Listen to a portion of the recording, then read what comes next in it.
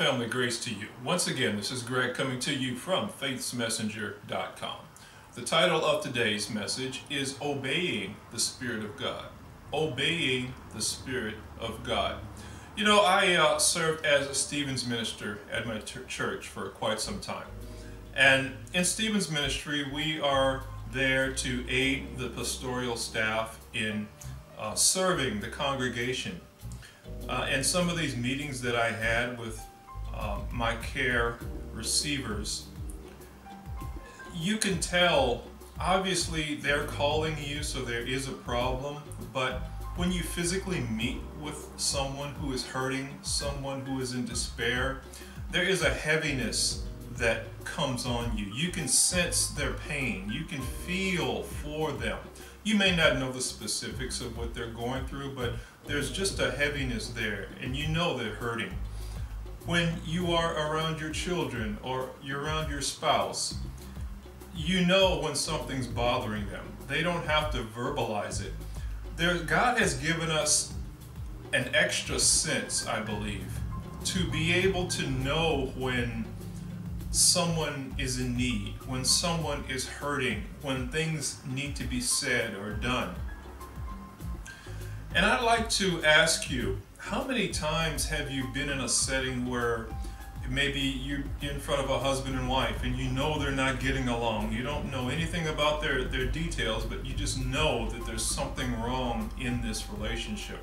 It's that sense that we have that all is not well in that particular setting that we find ourselves. We are very sensitive to those types of emotions, but sometimes I think we tend to neglect that leading, that prompting, that knowing when God is trying to get a message over to us.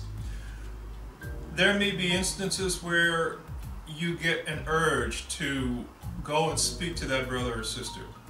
Hand that brother or sister $5. Pick up that piece of trash right there. And we rationalize and we say, that doesn't make sense. That's embarrassing. I don't know the reason why I'm feeling this way, so therefore I'm not going to act on it.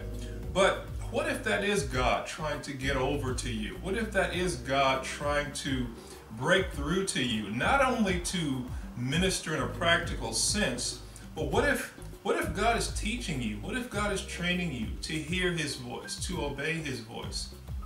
I've been prompted many times, hey, go put that basket back where it belongs. And I'm thinking, Lord, I didn't leave that basket there. Well, it's not bothering anybody. Why do I need to do that? But suppose I'm being honed and crafted and trained to be familiar with His voice and to obey His leadings. I don't know how God interacts with you. I know how He interacts with me.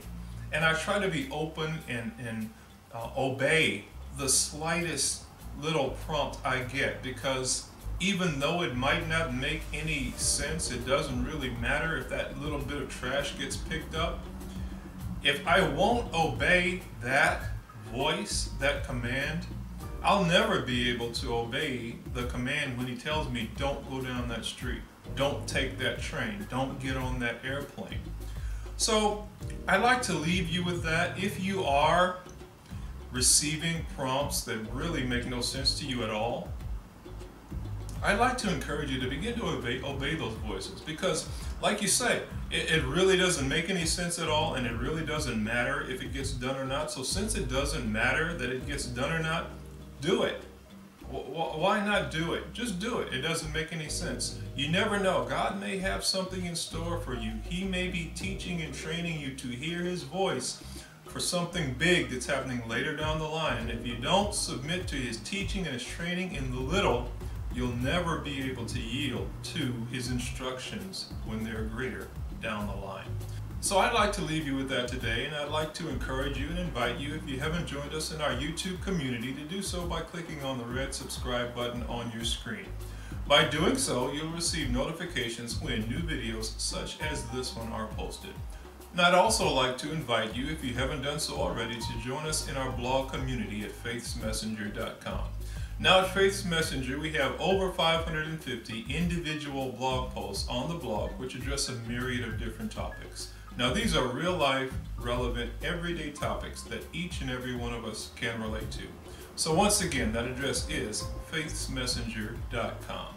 Now with all that's been said today, I'd like to leave you with a question. Now this question can be posed to anything you may be going through today in life. I'd like for you to ask yourself, is anything impossible with God? Have a great day, family. I love you, and I'll talk to you later. Bye-bye.